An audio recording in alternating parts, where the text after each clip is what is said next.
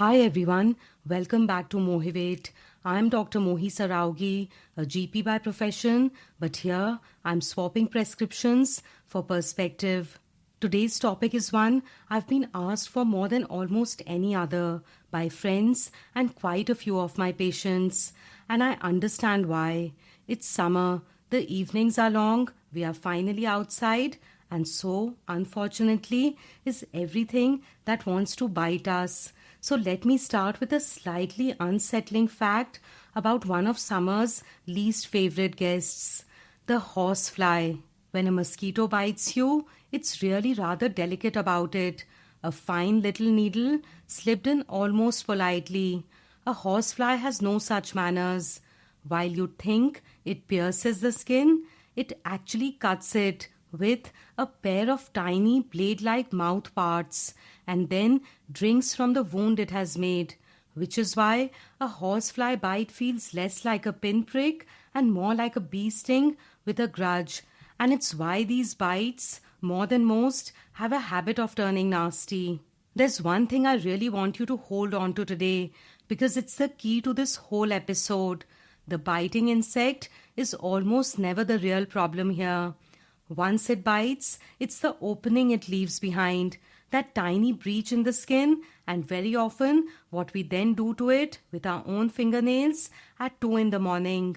That's where the real story begins, because that little break in the skin is a door, and the ordinary bacteria already living on your skin as part of your normal skin flora will happily walk through it.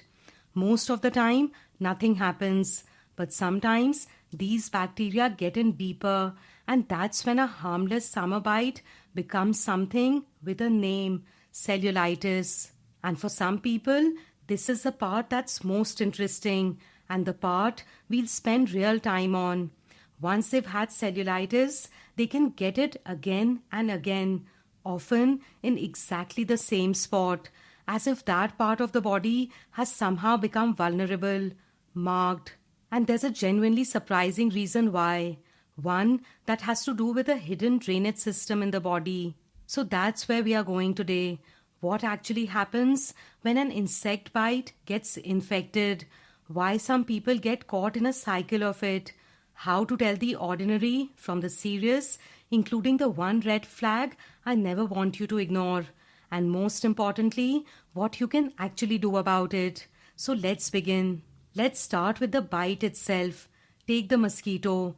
We picture a single, clean little prick, but that fine needle is actually a bundle of 6 tiny tools. Some to pierce, some to hold the skin apart, and one to inject a little saliva that stops your blood clotting while she drinks. And yes, only the female mosquitoes bite because they need the protein in your blood to make their eggs. The males, meanwhile, are off drinking flower nectar, living a peaceful, blameless life. It's the expectant mothers we are up against. Now, the interesting part. That itch, that little red bump that comes after a bite is not actually a wound. It's not even really the bite at all. It's your immune system reacting to the mosquito's saliva left behind under your skin. What follows? The redness, the swelling, the maddening itch, that's your own body throwing everything it has at a few microscopic drops of insect spit. The mosquito is long gone. You are reacting to what it left behind. And that saliva, the way it quietly numbs you and thins your blood so it flows freely, is not really a mosquito thing at all. Nature has invented it over and over in creatures that aren't even related. A tick can feed on you for days and you won't even feel a thing because its saliva keeps you numb the whole time. A leech leaves a bite that keeps bleeding long after it's dropped off because its spit contains a powerful natural blood thinner. Different animals, but nature keeps landing on the same 2 tools. A painkiller so you don't notice and a blood thinner so it flows. Once you know that, a mosquito bite feels less like an annoyance and more like a very old, very refined piece of engineering. And this is the pivot. None of that is what makes you unwell. The saliva only makes you itch. What actually makes you ill is what comes through the door afterwards. And to understand that door, you need to picture the wall, because your skin is, above everything else, a brilliant living wall between you and a world that is in normal circumstances absolutely covered in bacteria. In fact, living on your skin right now, completely harmlessly, are the two most common types of bacteria called Streptococcus and Staphylococcus. They live peacefully on the surface, doing nothing at all. Because your skin is a wall and they are on the outside of it, the wall holds them back like a barrier. Everyone behaves. But break that wall, a bite, a scratch, a graze, a cracked heel, and suddenly those bacteria have a door, a way in through the barrier. Now they can get down into the deeper layers of the skin and the soft tissue beneath, where there's warmth, moisture, and nutrients, and no barrier left to hold them back. And if your body doesn't clear them quickly, they begin to multiply. And your immune system, noticing intruders exactly where they should not be, responds with everything it has. And that immune response is most of what you actually see and feel. The skin turns red, hot, swollen, and tender, and it spreads outward from the original spot. The heat and the redness aren't actually the bacteria themselves. They are your body's response to them. Blood vessels opening up, immune cells flooding in, inflammation doing its work. And it can come with other things too. A fever, chills, and feeling generally unwell.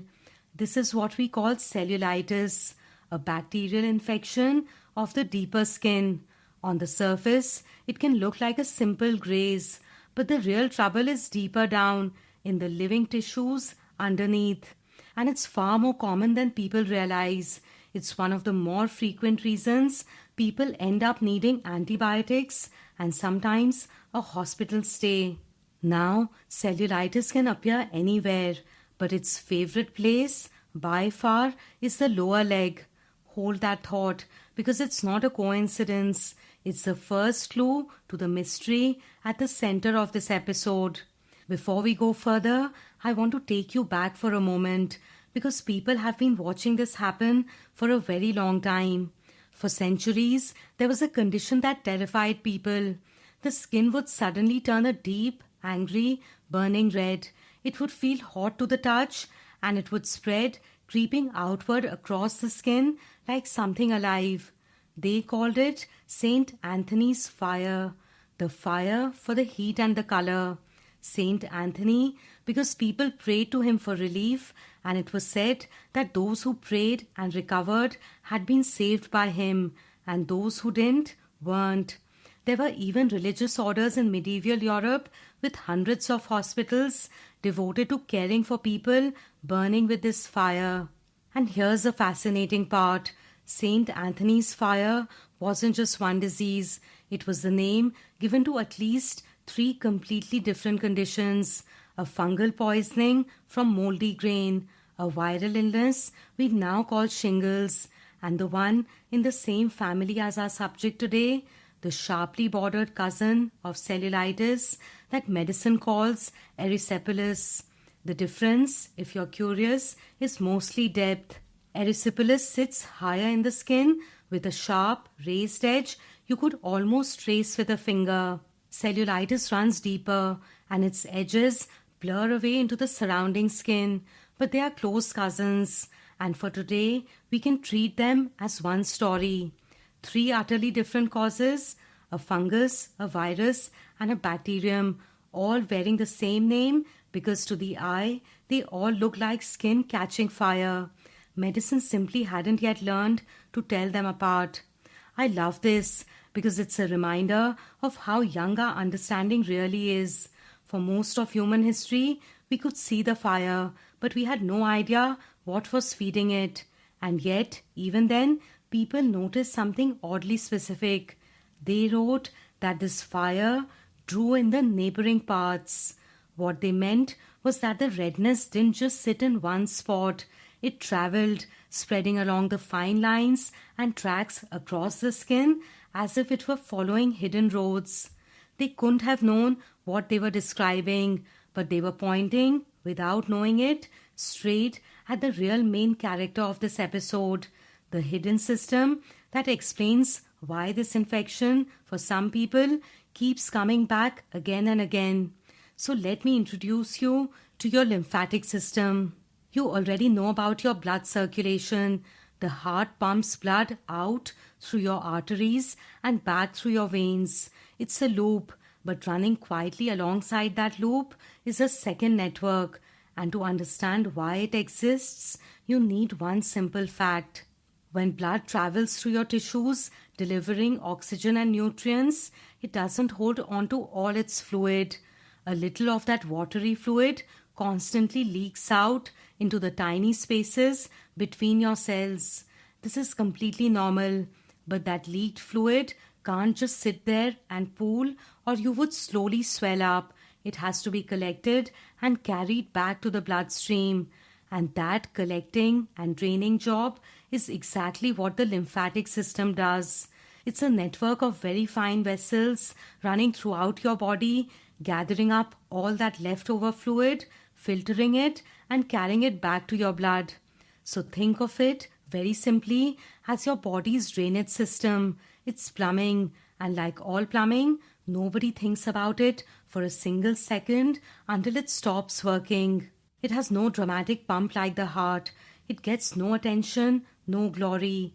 It just keeps every tissue in your body from flooding day and night for your whole life and never once asks for thanks, which frankly is the most underappreciated job in the entire body.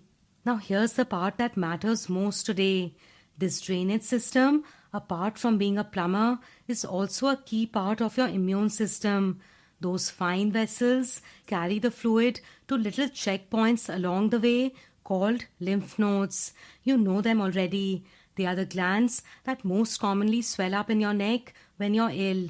At those checkpoints, the body inspects the fluid for anything dangerous and clears out an infection before it spreads. So your lymphatic system is really doing two jobs at once, drainage and security. And when it's working well, it clears the fluid away and keeps infection in check.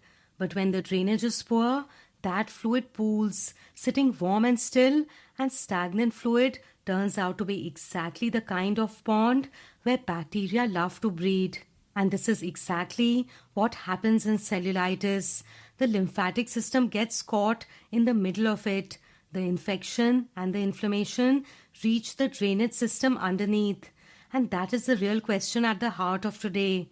What happens to that delicate drainage when cellulitis strikes? Why do so many people get cellulitis again and again? Sometimes from a simple insect bite, sometimes without any bite at all, just a tiny break in the skin. And why does it so often return to the very same place? Because there's a cruel twist to it.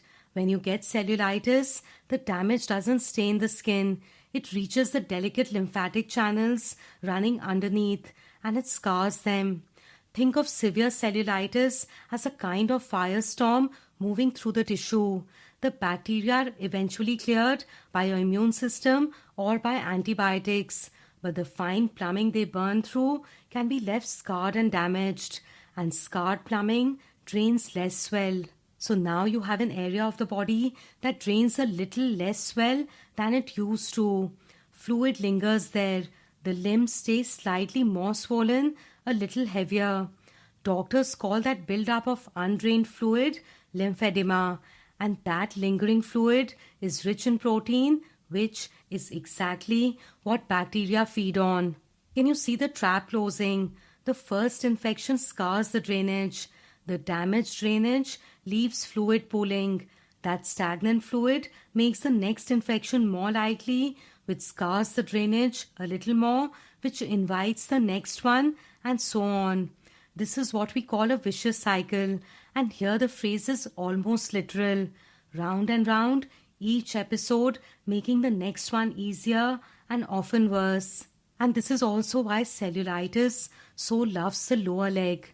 Gravity means fluid naturally pools there, so the drainage is already working hardest, and that's where the cycle most easily takes hold. Now, this is confirmed in the research. After a first episode of cellulitis, the risk of another within 5 years is around 1 in 4. After you've already had a repeat, it climbs to more than 1 in 2. In fact, recurrence accounts for something like 40 to 50% of all hospital admissions for cellulitis. And once the deep drainage vessels of a limb have been damaged, that area can stay vulnerable, in a sense, for life. So if this is you, you're absolutely not unusual, and you're certainly not imagining it. Now, I don't tell you this to frighten you. I tell you the opposite. Because if the problem is a cycle, then the good news is built right in. A cycle can be broken, and you can break it at more than one point.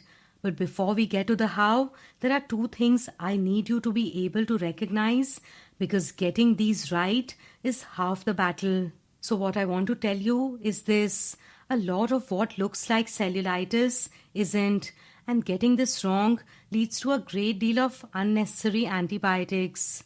The most common imposter is something called venous eczema, sometimes called gravitational eczema or stasis eczema or venous stasis. Picture an older person or someone with known poor circulation in the legs. Both lower legs go red, dry, itchy, a little discolored, sometimes with a brown staining to the skin, and it may even feel a bit warm. Warm, not hot. It looks inflamed. It looks, to a worried eye, like infection. And so people are often given antibiotic after antibiotic for it, sometimes month after month, with no real improvement. Because antibiotics were never the answer. It was never an infection in the first place. So how do you tell them apart? 3 things. First, cellulitis is almost always one-sided. One leg, not both. Cellulitis in both legs at the same time is uncommon. So if both legs look the same, be suspicious. It isn't an infection at all. Second, cellulitis is usually hot and tender. It hurts. Venous eczema tends to be itchy rather than painful.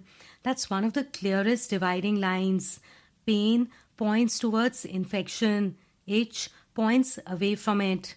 And third, cellulitis usually comes on fast, over hours to a day or 2, and usually makes you feel unwell, often with a temperature.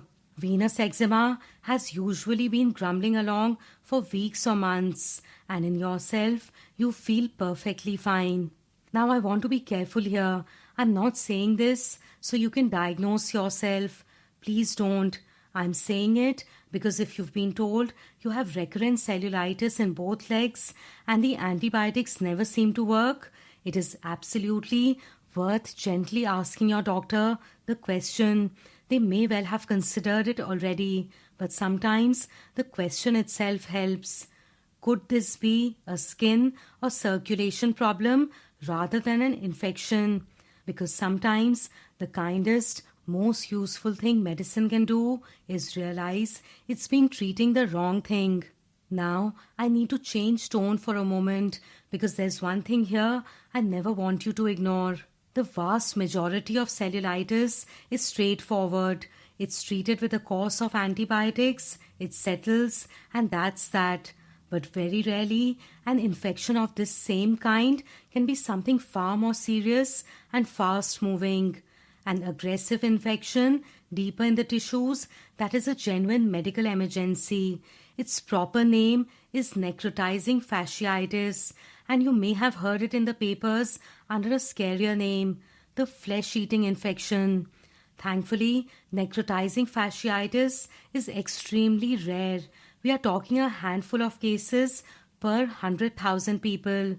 The overwhelming majority of cellulitis is just cellulitis. I want to say that clearly so nobody finishes this episode terrified of a bug bite.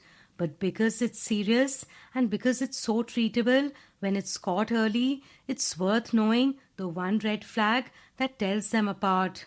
The single most important warning sign is this: pain that is out of all proportion to how the skin actually looks.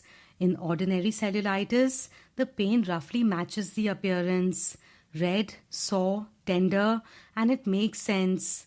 But in the dangerous version, someone is in severe, escalating pain while the skin on the surface doesn't yet look bad enough to explain it.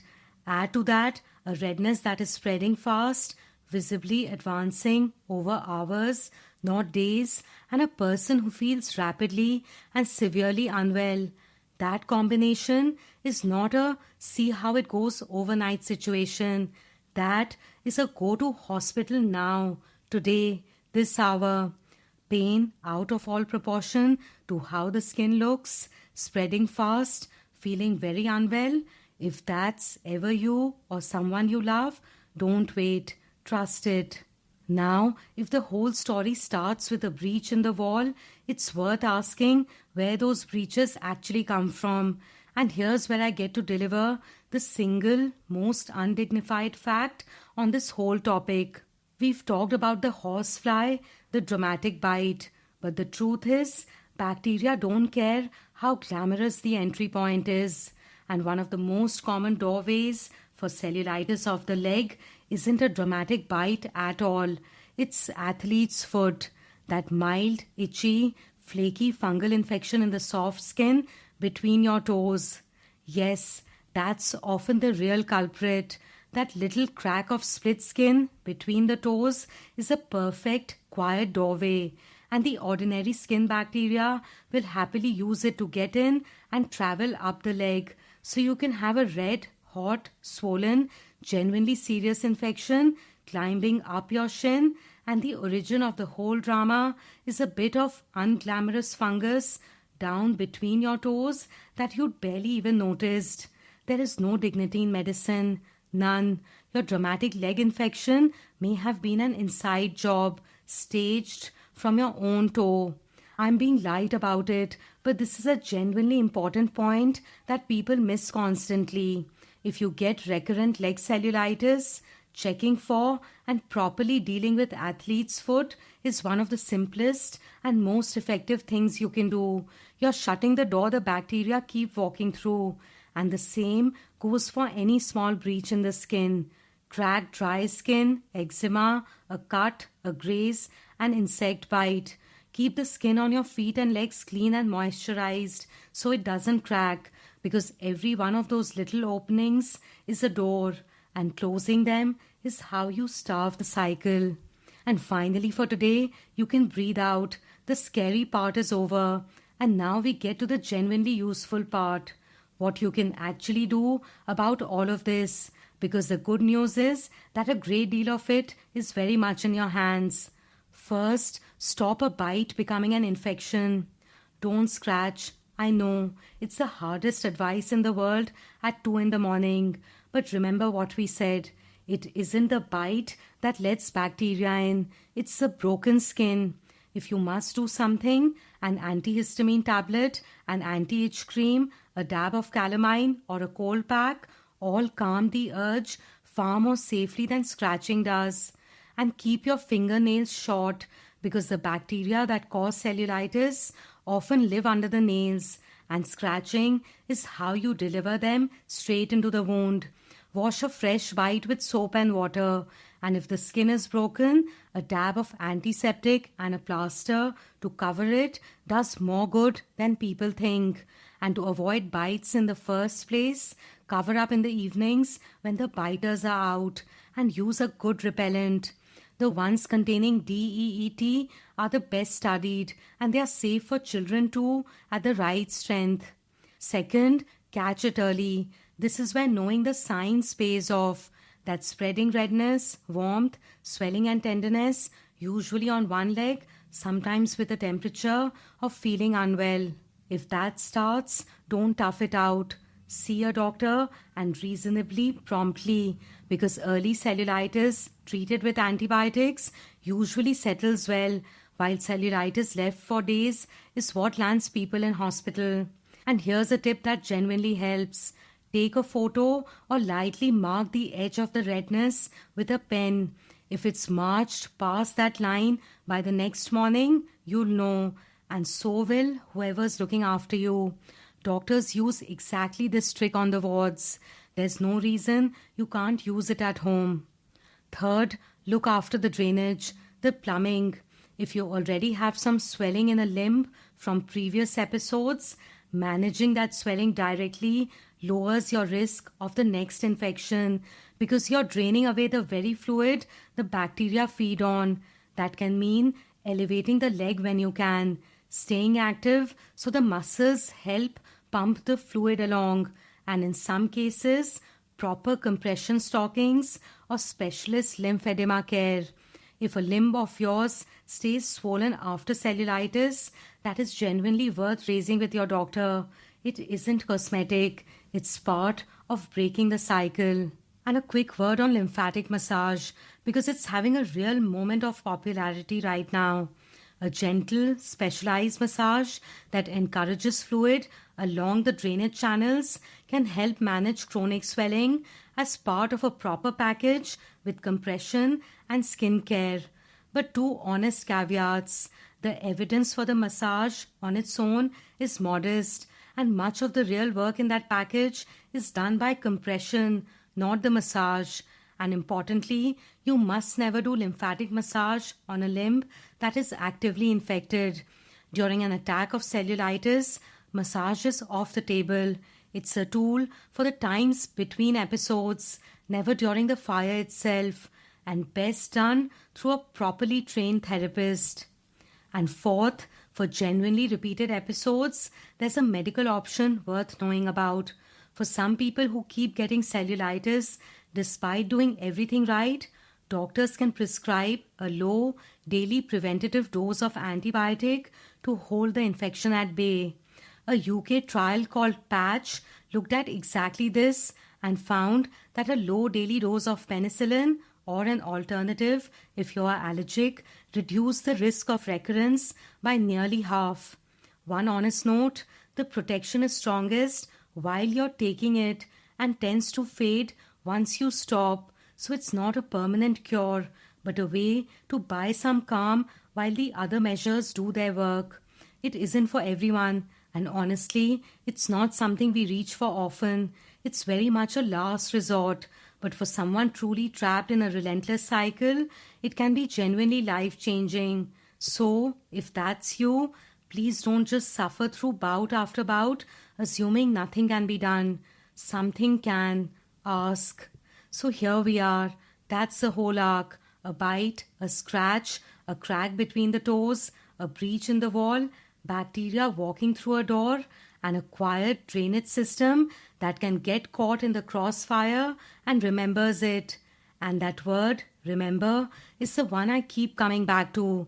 Because when cellulitis returns to the same place, it's really the body carrying a kind of memory, a record written into the tissue of an injury it once weathered. And I found that oddly moving, if I'm honest, preparing this episode. The idea that healing isn't always a clean return to exactly how things were before. Sometimes a part of us that has been hurt simply asks to be looked after a little more carefully from then on. Some places just carry their history and ask for a little more tending, whether that's a leg that once had cellulitis or almost anything else we carry through life. So the next time you find yourself brushing away an insect bite on a summer evening, I hope you'll think differently, not with fear or worry.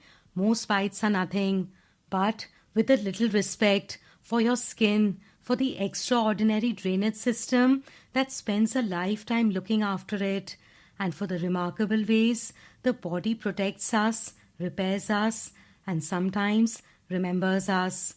I hope today gave you a little more clarity and a little more trust in your own body. Thank you for listening. I'm Dr. Mohi.